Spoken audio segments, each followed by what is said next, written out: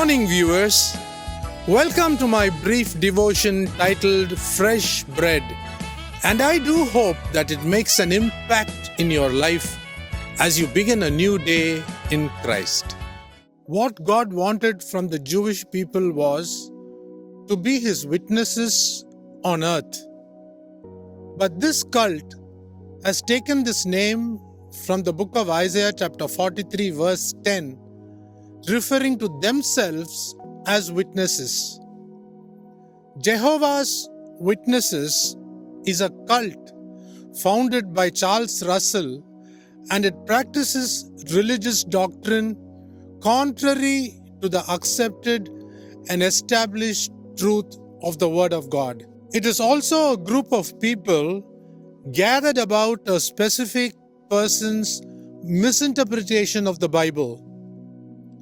This group, Jehovah's Witnesses, believes that the Archangel Michael is the Son of God and the Holy Spirit is recognized not as a person but rather an invisible force. They believe strongly that only 144,000 people from this group will go to heaven, and an unnumbered crowd of faithful members will enjoy everlasting life on earth through resurrection, after having proved their faithfulness to Jehovah. Unbelievers and Satan, in their theology, they believe will be annihilated.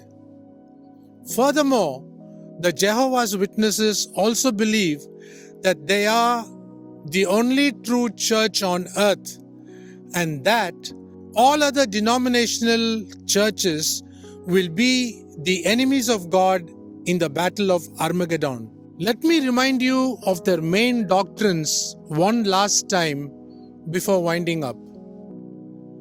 They believe that Michael the Archangel is Jesus Christ.